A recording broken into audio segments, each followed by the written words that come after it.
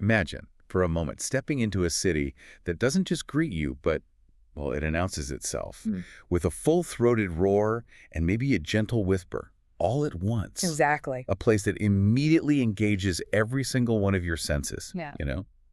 where the very air tells this complex, unfolding story with every single step you take. hmm You don't just observe Marrakesh. You're instantly immersed, like you're suddenly a participant in its vibrant narrative. That's a great way to put it. This isn't merely a travel destination you sort of tick off a list.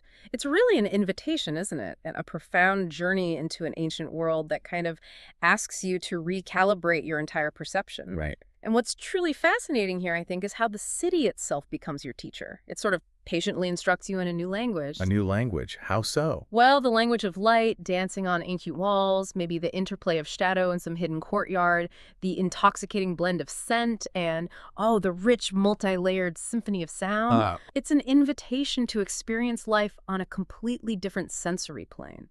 It guides you not just through its streets, but really into its very soul. And that, our curious listeners, is precisely why we are embarking on this deep dive into Marrakesh, affectionately known as the Red City. That iconic color. Absolutely. Famed globally for its distinctive ochre buildings and those impressive, 19 kilometers of ramparts that have guarded its historic heart for centuries. Marrakesh is an absolute marvel, a living testament to a rich and enduring past. It really is. So today we're peeling back the layers, exploring these illuminating excerpts from the insightful Marrakesh portrait of the Red City to unlock its secrets, its vibrant character. And our core mission for this deep dive is really to go beyond just the surface descriptions. We want to extract those crucial nuggets of knowledge, the why behind the what, helping you understand not just what makes Marrakesh unique, but why it has maintained such an enduring allure, connecting its pulsating, vibrant present to its deep, layered past. This journey, we hope, will offer you a shortcut to truly being well-informed about this captivating city, but without that overwhelm of information overload that can often happen with such a rich topic. Definitely. So get ready for those ha-ha moments, maybe some surprising facts that reframe your understanding, and hopefully just enough humor to keep you hooked. We're going to help you experience Marrakesh in a way that truly sticks, that resonates long after our conversation ends. Whether you're meticulously prepping for an upcoming trip, maybe catching up on a fascinating global culture, or just insanely curious about one of the world's most evocative places. And you'll discover how the city's profound contrasts, and they are often dramatic contrasts, from its serene, sun-baked walls and these tranquil Riyadh courtyards to the chaotic, winding labyrinths of Medina. They aren't just atmospheric details. Okay, so what are they then? Well, they're absolutely fundamental to its intrinsic character, its enduring resilience, and its remarkable ability to captivate generations. It's precisely in these dynamic tensions, these powerful juxtapositions, that Marrakesh truly defines itself. It reveals a city that's constantly in dialogue with its own history and identity. Okay, let's unpack this truly unique idea then. That Marrakesh doesn't just passively wait for you to discover it. It quite literally announces itself through a total, unavoidable sensory immersion. That's the key. The source describes this embrace as a hypnotic force, something that not only captivates you, but also gently challenges you, demanding your full attention from the moment you arrive. It really does. It's not a passive experience. It sounds like a place you don't just visit. You fundamentally feel it. That's a crucial distinction, and it's a concept that underpins so much of the Marrakesh experience, particularly within the Medina's incredibly serpentine alleyways. Right, the maze. Exactly. Here, conventional paper maps or even, your phone's GPS can often be incredibly confusing. They can lead more to disorientation than to clear direction. I can imagine. The source insightfully emphasizes that in this uniquely tactile and auditory environment, the senses are the most reliable map. The senses as a map. Interesting. Yeah. We're going to explore how these abundant sensory details aren't merely for atmosphere. They are vital, practical tools for navigation.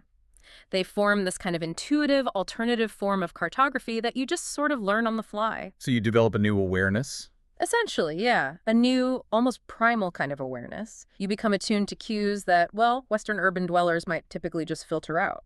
And the very first sense that absolutely screams Marrakesh from the rooftops, surely, is sight. Without a doubt. The defining characteristic, the one that immediately stamps itself onto your memory, is its color. It's right there in the name, the Red City. We learn that the distinctive red sandstone and clay, indigenous to the region, were the main building materials for those impressive ramparts, first put up around 1122. A long time ago. Yeah, and this natural earthy pigment infuses the entire Medina, giving it this ubiquitous, warm terracotta glow that shifts and deepens with the sun. And this earthy, cohesive palette provides a dramatic and truly unforgettable backdrop. It creates this sense of ancient unity across the cityscape, but what's particularly fascinating, I think, is how the light, throughout the day, constantly shifts its intensity. The light. Yes, with the sun's journey across the sky, from the soft, diffused light of dawn to the harsh, bright glare of midday, and then to those magical, elongated shadows of sunset. It transforms the city. It's not a static canvas. It's a living, breathing artwork. So the same building looks different at different times. Dramatically different. It's constantly evolving under the interplay of light and shadow, inviting you to observe its subtle transformations hour by hour. But it's certainly not just one uniform shade of red, is it? Beyond the ochre, the vibrant interiors of the souks are described as a dazzling mosaic of unexpected color bursts. Oh, absolutely. Explosions of color. The source paints such a vivid picture. Imagine brightly dyed skeins of wool cascading from overhead like vibrant chandeliers, fuchsia, turquoise, emerald green. Yeah. Then your gaze falls upon towering pyramids of spices, meticulously arranged, forming these aromatic landscapes of saffron yellow and paprika red, maybe punctuated by mounds of deep indigo or forest green. Incredible imagery. And finally, your eyes land on stalls just overflowing with intricately detailed lanterns, hand-painted pottery, and colorful woven rugs, each one a masterpiece of artisanal craft. It's an absolute feast for the eyes, a kaleidoscope. That's a wonderful way to describe it. Yeah. And it isn't merely a random collection of colors or goods. It's a deliberate, meticulously arranged visual feast. It's designed to both capture attention and, well, stimulate trade. The sheer density and variety of colors transform the ordinary marketplace into this ever-changing art installation. Every turn in the souk presents a new chromatic surprise, drawing you deeper into its labyrinth. And this deliberate aesthetic, is it symbolic? Often, yes. It's often rooted in specific cultural or religious symbolism. It really speaks to a deep tradition of craftsmanship and presentation. And the visual feast extends beyond the souks, doesn't it? Yeah. Into the architecture. Definitely. Like, take the Ben Yusuf Madrasa, that ancient Islamic college. Here you find this complex geometry of Zeli tile work. We're talking thousands upon thousands of hand-cut, individually placed tiles forming these intricate, almost hypnotic patterns. Breathtaking work. And these elaborate mosaics are complemented by delicate stucco carvings and rich cedarwood details.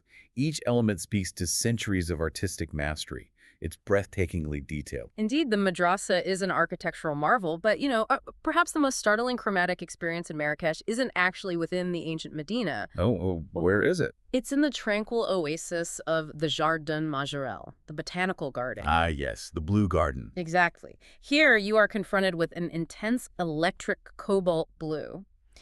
This shade is so vivid, so utterly unique, so deeply saturated that it was actually trademarked by its creator, Jacques Majorel, as Majorel Blue. Trademarked blue. That's amazing. It is, and it creates this surreal, almost otherworldly contrast with the lush green of exotic cacti, towering bamboo groves, and vibrant bougainvillea. It really pops in photos. It does, Yeah. and it raises an important question.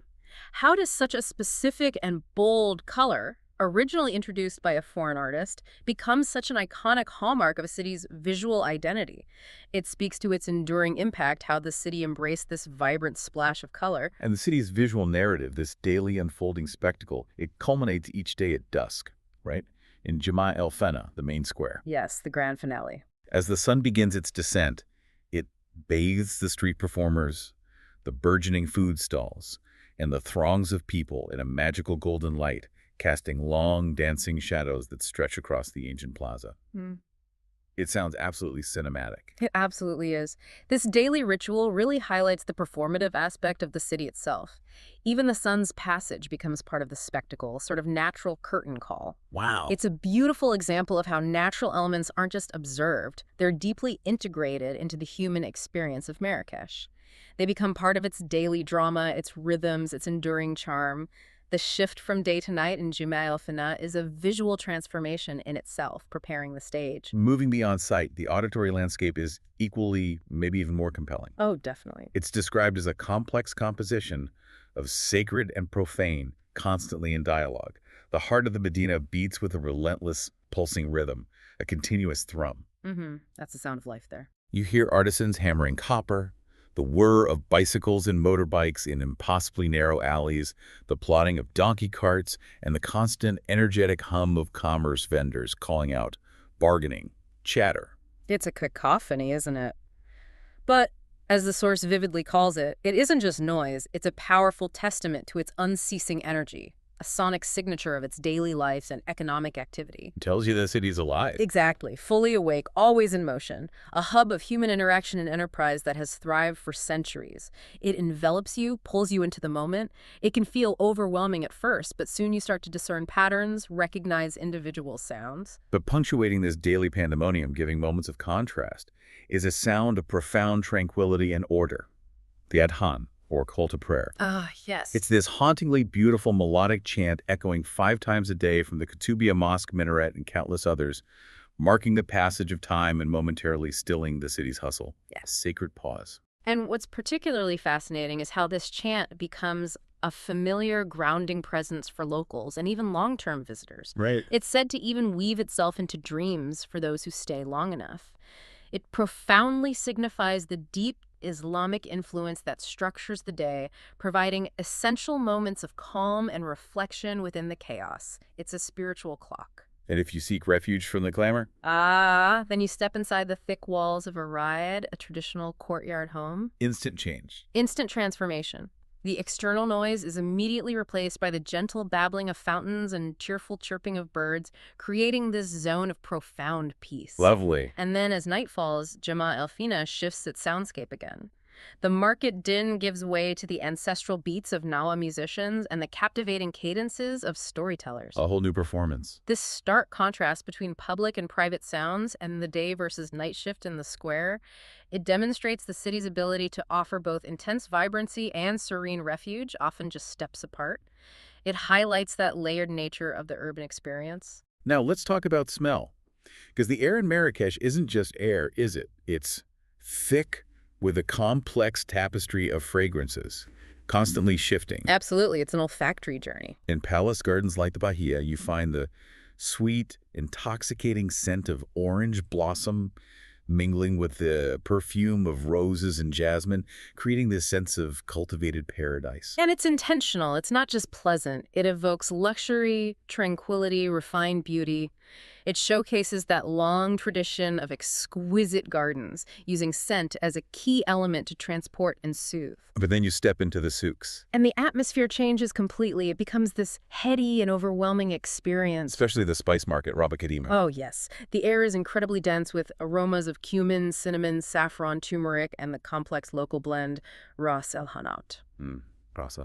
And this rich culinary scent is layered with more, well, primal scents, like the pungent, earthy smell of leather from the ancient tanneries or the sweet woodiness of cedar from the carpenter's quarter. It's a complete assault in the best possible way. It is. And this dense cloud isn't accidental. It's a direct consequence of traditional artisan practices and trade. Each aroma tells a story of commerce, craftsmanship, connecting you to the city's deep-rooted artisan traditions. Like an olfactory timeline. Exactly.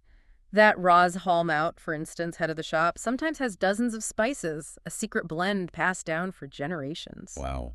And for contrast, a soothing smell. The traditional hammam. Here, the air is infused with the clean, sharp scents of eucalyptus and the nutty aroma of argan oil, signaling purification and relaxation. A total reset. Precisely. It shows the intentional use of scent, moving from the commercial and primal to the restorative and luxurious. It's a culture that understood aromatherapy long before the term was coined. Next up, taste. Moroccan cuisine is renowned globally, right? One of the richest and most varied in the world. It certainly is. And in Marrakesh, every taste is an event, a discovery. The flavor profile is this complex balance of sweet, savory, and spice, often in one dish. My mouth is already watering. Understandable. It reflects a sophisticated culinary philosophy prioritizing depth and balance. Layers of flavor building on each other. And it reflects the history, too. Definitely. The confluence of cultures, Berber, Arab, Andalusian, Sub-Saharan African, each contributing ingredients and techniques. Marrakesh is a true gastronomic crossroads. And you can experience this richness right on the street. Immediately. Take the freshly squeezed orange juice from the stalls in Jima el-Fna. The source calls it a simple, perfect expression of the region's bounty. Just pure orange goodness. Exactly. Or for a sweet tooth, honey-coated sesame seed-sprinkled pastries known as chabakia, often twisted like flowers, irresistible, chabakia, and for an everyday staple, the crispy layered pancake called mizmen, versatile, delicious. Because these street foods aren't just snacks. Far more. They're deeply embedded in daily life, offering accessible, authentic experiences. They embody the city's culinary identity, showcasing fresh local ingredients and that flair for sweet and savory. They tell a story of sustenance, celebration, ingenuity. Last but not least, for our sensory journey, touch. Marrakesh is a city to be felt, not just observed. Very true. In the souks, the source suggests running your fingers across the durable, uniquely patterned weave of a Berber fabric, connecting with a tradition of resilience and artistry. It's a tactile experience, a direct connection to the human hand, the skills, the legacy of generations. Each texture tells part of Marrakesh's story. Feeling the surprising roughness of camel wool against the smoothness of silk scarves, maybe the cool weight of hammered brass. It emphasizes the living history present in every object, grounding you physically in the craftsmanship. And the architecture itself has its own sensory language. Yes, the coolness of marble underfoot in a riad courtyard offers immediate respite from the heat, a welcome physical comfort. And the texture of the earth itself. The texture of baked clay in the ancient palaces connects one to the very earth from which the city was built. A primal, foundational feeling. It highlights the indigenous materials, the traditional techniques. And for the ultimate tactile indulgence. The smoothness of argan oil on the skin in the hammam, described as a sensation of pure luxury and nourishment. It completes the city's multi-sensory embrace, an intentional full-body experience. Okay, here's where it gets really interesting, unique to Marrakesh. This sensory intensity isn't just atmosphere, it's a fundamental aspect of the city's character and a tool for navigation. Precisely. In the Medina's labyrinthine alleys where maps fail and GPS struggles, the senses become a vital tool for navigation. You learn to speak the city's silent language. That's the powerful point distinguishing Marrakesh. The source paints a clear picture. The distinct aroma of cedarwood signals the carpenter's quarter, soukchwari. So you follow your nose. Literally. The rhythmic clang of metal on metal guides one toward the blacksmiths of Souk Hadidin. The sight of brightly colored wool hanging to dry overhead is the surest sign one has entered the dyer souk. It reframes what might feel overwhelming, this sensory overload, into an intuitive, alternative form of cartography. You learn to navigate by sound, scent, sight, relying on these visceral cues more than street signs. It creates a deeper personal connection. Yeah, that makes so much sense, like the city whispering directions.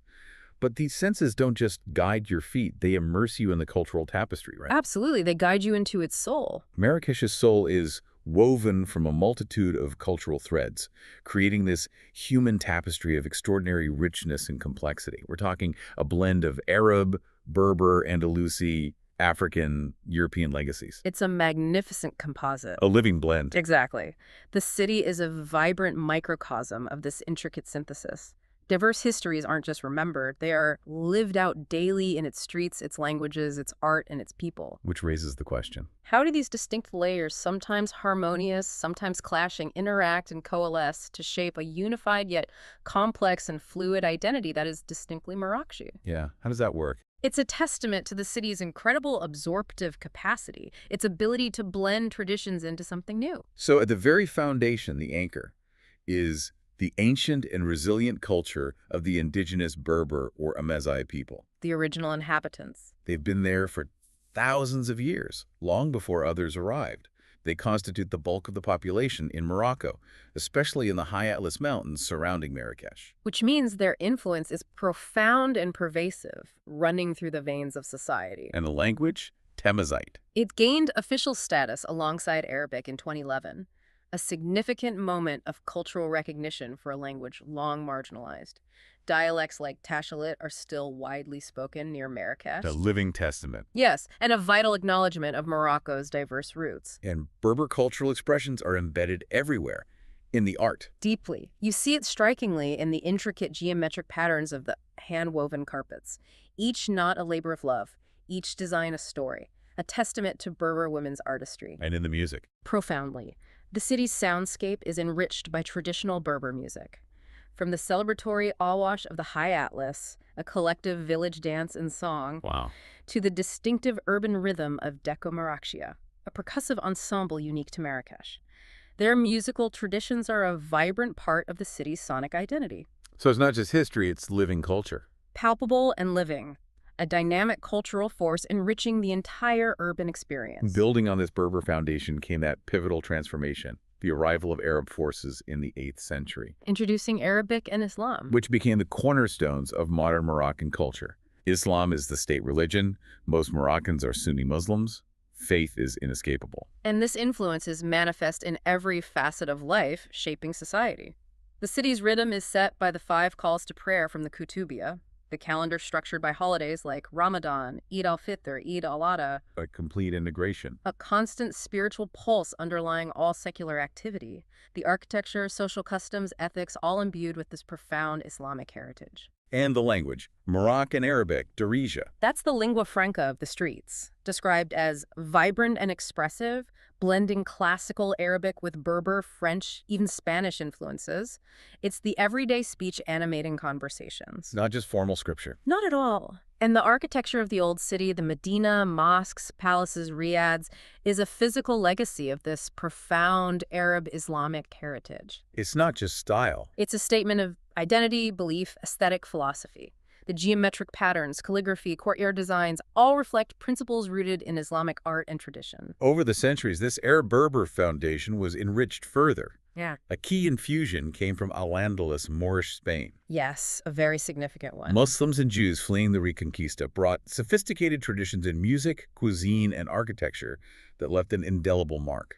And this Andalusian legacy can still be heard in classical Arab music performed today and seen in the refined architectural details, delicate stucco, elaborate tiles, serene courtyard gardens echoing Granada and Cordoba. Cross-cultural pollination. Absolutely, demonstrating how shared history and migration enrich cultures, blending styles and ideas. And then a more recent layer, the French Protectorate, 1912-1956. Establishing French as an unofficial second language, widely used in business, government, education, tourism. Still very present today. Very much so. Yeah. And crucially, the colonial era had a profound impact on urban planning. The French made a deliberate choice, build a new, modern city, the Ville Nouvelle, outside the ancient ramparts. While preserving the Medina. Yes, preserving the historic Medina in its authentic state. This created that fascinating, enduring urban duality.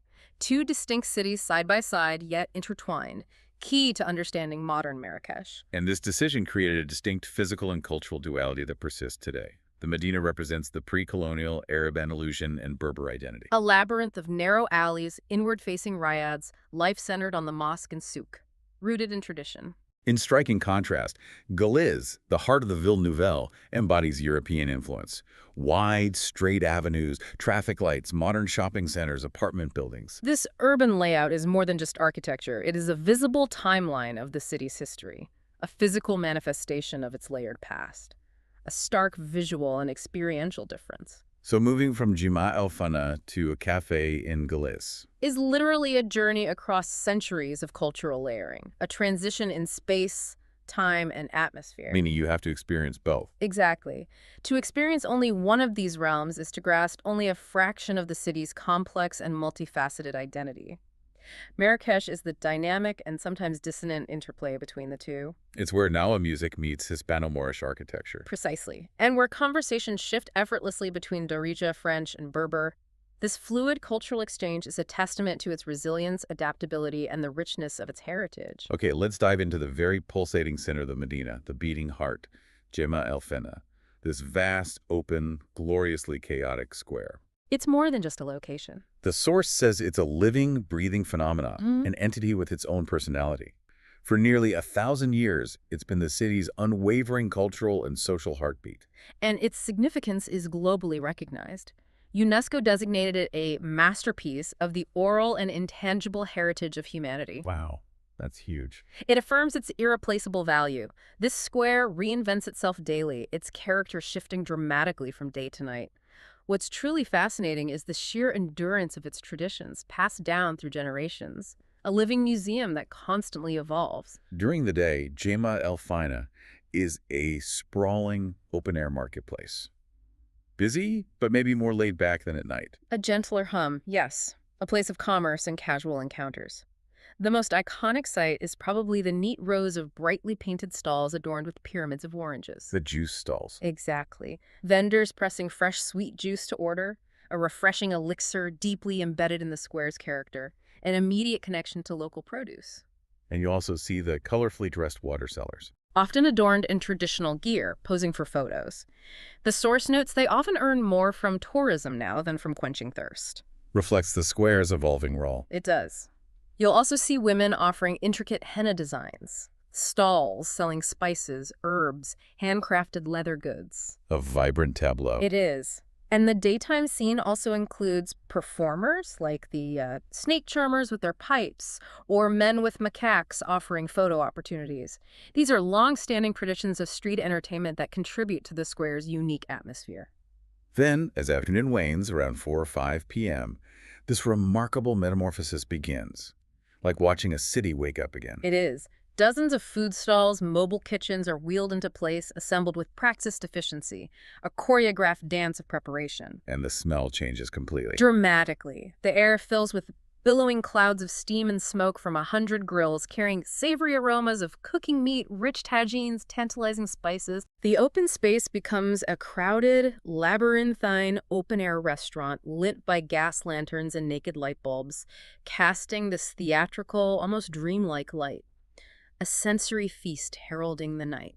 And the best way to see this transformation. From above, the source suggests, the rooftop terraces of the cafes that line the square offer an unparalleled vantage point. Get a perspective. Exactly. Sip mint tea, watch the sunset behind the Kutubia Mosque, observe the electric transformation below before descending into the vibrant chaos.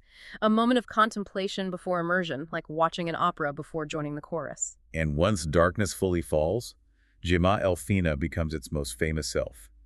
A living theater under the stars. The carnival begins. Commercial activities are eclipsed by this carnival of performance and tradition, repeated for centuries, an enduring stage for Moroccan culture. Absolutely. Throngs form tight circles or halkas around diverse entertainers. Berber storytellers, inheritors of an ancient oral tradition, captivate with animated tales. You can picture it. Nawa musicians, descendants of enslaved West Africans, create that hypnotic, rhythmic music with the gimbri and the iron castanets, the krakib. That distinctive sound. Elsewhere, flame-wielding acrobats dazzle, magicians mystify, Berber dancers move gracefully. A cacophony of culture, a symphony of human expression. And this isn't just for tourists. That's crucial. It's a deeply ingrained part of Marrakesh's social life, a nightly gathering that reaffirms the city's cultural identity and strengthens community. A true communal event. Which emphasizes its authenticity. Yes. Connecting performances to centuries of gathering, informal education, storytelling. A testament to enduring social fabric where ancient practices live on, evolving yet retaining their essence. #DD. A culinary guide to the stalls. And, of course, a huge part of the night is the food. The nightly market is a culinary adventure, a one-stop tour of Moroccan street food specialties. It truly is. Navigating the dozens of numbered stalls can be daunting, but the advice is clear and practical. Seek out the stalls that are busiest with locals. The best recommendation system. Exactly. Locals are the best judges of what is fresh, delicious, and authentically prepared. Their presence is a living indicator of quality, taste, safety, allows you to dive in confidently. Okay, let's talk specifics. The source recommends harira, a hearty vegetarian soup. Yes, tomatoes, lentils, chickpeas, spices, a staple, especially during Ramadan, often served with sweet dates. Stall 32 is particularly recommended. Good tip. And for something spicy, merguez. Spicy grilled lamb or beef sausages, a must-try, often served simply in cobs, Moroccan flatbread, perfect street food sandwich. Stall 32 is also known for its excellent merguez. Stall 32 is busy. Okay, seafood. Despite being inland, yes. Stall 14 is a popular choice for flash-fried fish and calamari, served hot and fresh. And grilled meat. Brochettes. Skewers of grilled lamb, chicken, or beef, a classic. Stall 1 is famously run by a woman named Aisha and is well regarded for its brochettes and tagines. Variety and a personal touch. Now for the adventurous. You might try snail broth simmered in a fragrant spiced liquid, surprisingly rich. Snails. Okay. And for something truly local, steamed sheep's head, tête de mouton. Tender, flavorful, beloved by locals. Right. That is adventurous for some. These specifics give actionable detail, common and more adventurous choices rooted in tradition. And finally, a uniquely Moroccan dish, tangia. Ah, yes. Slow-cooked lamb or beef stew in a clay urn, traditionally cooked for hours in a hammam's furnace embers. Incredibly tender, deep flavor. Hajj Mustafa, just off the square, is a legendary canteen famed for this specialty. Gotta try that. So the square is truly more than just a marketplace or an entertainment venue. It functions as a living archive of Moroccan culture. A living archive. I like that. The traditions here, storytelling, music, food, aren't relics preserved in a museum. They are vital, evolving art forms passed down through generations in this public forum, adapting, breathing, thriving. So a visit is an encounter with the very soul of Moroccan heritage. Dynamic, interactive, endlessly captivating. It changes every single night. From Jima el-Fna, we venture north into the sprawling, intoxicating world of the Marrakesh souks, the commercial and artisanal heart of the Medina. The engine room, really. For centuries, a vital stop on trans-Saharan trade routes, a bustling nexus. And today, it remains this vibrant, chaotic ecosystem where thousands of artisans work and sell their wares, a living testament to that commercial spirit. Entering is stepping into a bewildering maze of streets and shadowy alleys. And essential sensory experience itself. Absolutely. The challenge is transforming that potentially overwhelming experience into a rewarding adventure. And the source gives us some excellent insights on how to do that. #A, the art of navigation. The labyrinthine nature can be disorienting. I imagine it's easy to get through, wonderfully lost. Oh, definitely. Part of the charm, maybe. But yes, there are strategies to help you navigate with confidence. How do you find your way in a place designed to disorient, like a grand riddle? Well, the source offers practical tools, blending traditional wisdom and modern convenience. Okay, like what? Landmarks first. Crucially, Jama el-Fna serves as the primary point of reference. No matter how deep you wander, following signs pointing back to the square will lead to familiar ground. A safety net. And the Kutubia Mosque minaret, visible from many points, is another excellent landmark. Keep looking up and around. And you said look up. Yes, counterintuitive but effective. While eye level is chaos, looking up can often reveal official tourist signs, often color-coded, which are far more reliable than any handwritten signs trying to lure you somewhere specific. Discern the signals. Got it. What about permanent features? Good point. Shop fronts change, but archways, distinctive fountains, or even quirky, long-standing commercial signs like those laughing couchies ads. They're everywhere. Pretty much. They become reliable visual markers for your own mental map. And technology. Offline maps. Downloading an offline map application like Google Maps or Maps.me can be a useful backup, a digital safety net. But be aware, GPS signal can be unreliable in the deepest alleys. View it as a tool, not infallible. And asking directions. Yes, but carefully. Shopkeepers, families, local officials are often happy to point the way if approached respectfully. But, importantly, be wary of unsolicited offers from overly helpful guides. The guides. They will likely lead you to a relative's shop and expect a hefty tip. A firm but polite no thank you is best. So a mix of old and new navigation plus caution. It empowers you, the listener, to maintain agency, avoid pitfalls, and ensure your souk adventure is positive and authentic. Explore on your own terms. #B, the etiquette of haggling. Now haggling, a quintessential souk experience. It's not adversarial. Not at all. It's an expected and integral part of the social and commercial interaction, a good-natured negotiation, almost a dance. Approaching it as an enjoyable cultural exchange is key. More than just a transaction, it's a social ritual. Genuinely, an opportunity to engage, test your wits friendly-like, build a small connection. Many vendors enjoy the playful back and forth. Okay, tips. First, show genuine interest. Yes. Only inquire about prices for items you're seriously considering purchasing. Don't waste their time or start something you won't finish. And the opening offer. The vendor's first price is high. Often, roughly double the real price. A reasonable counteroffer is typically 1/3 to 1/2 of the initial asking price. Gives you a range to work within. And keep it friendly. Crucially, maintain a friendly demeanor. Haggling should be polite and lighthearted. A smile, respectful attitude go a long way. Getting annoyed is counterproductive. And the ultimate move. Be prepared to walk away. That's your bargaining chip. If you can't agree on a fair price, politely decline and walk away. Often the vendor might call you back with a better offer, their true bottom line. And paying. Use small notes. Very practical tip. Use small denominations to avoid potential confusion or disputes over receiving the correct change. Smooths the transaction. So these steps make it less intimidating. Exactly. It turns a potentially tricky situation into an enjoyable, authentic part of the experience, allowing you to participate fully. Hashtag CC. Safety and practical tips. Like any crowded marketplace, the souks require vigilance, right? Being aware. Absolutely. Not about fear, just being street smart in a bustling, unfamiliar, dense environment. Preparation and awareness help. So first, protect your valuables. Yes. Pickpocketing can occur. Keep wallets, phones in front pockets. Wear backpacks on your front. Use a secure crossbody bag. Basic precautions. Mind the traffic. It sounds chaotic. It can be. Narrow lanes are shared by pedestrians, speeding motorbikes, bicycles, donkey-pulled carts. Listen for Balak. Watch out. Be prepared to step aside quickly. Got it, Balak.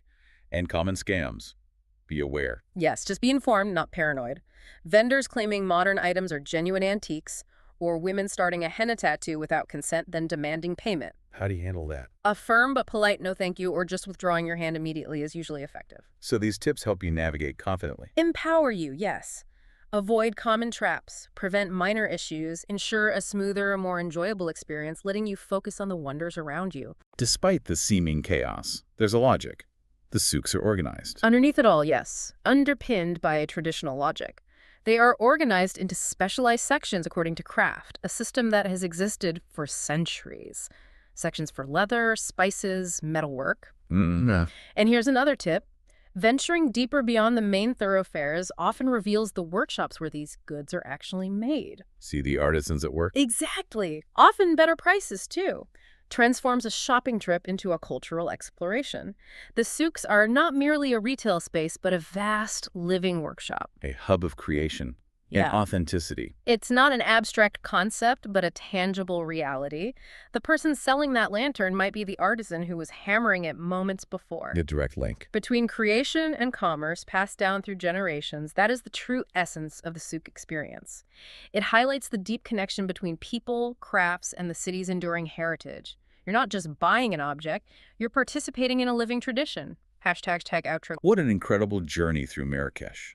We've immersed ourselves in its sensory, embraced the sights, sounds, smells, tastes, textures. A total immersion. Then delved into its cultural weave, Berber, Arab, Andalusi, European influences. Navigated the heartbeat of Gemma el-Fna day and night. And mastered the labyrinthine souks. We've seen how Marrakesh is a city of profound, dynamic contrasts. Chaos and tranquility coexisting, tradition thriving alongside modernity. Our unique synthesis. And you've uncovered how its history is physically manifested in that duality of the Medina and Galiz. Two distinct yet intertwined experiences. And throughout, you've learned your senses become your most reliable guide. So what does this all mean for you, our curious listener? If, as the source says, the senses are the most reliable map in Marrakesh, consider how often in our own lives we rely just on logic, digital maps, curated experiences. Overlooking the rich, intuitive information our senses provide. Which raises an important, maybe philosophical question. In a world increasingly driven by digital navigation and algorithmic recommendations, what deeper understanding of a place or even our own surroundings might we gain by simply learning to surrender to the sensory onslaught? What might we discover if we allowed our senses to be our primary guide, like in Marrakesh? What hidden beauty, what subtle signals, what profound connections might you uncover in your own Medina if you truly learn to navigate by sound, scent, and sight? Something to think about. Definitely. A thought worth exploring long after our deep dive concludes.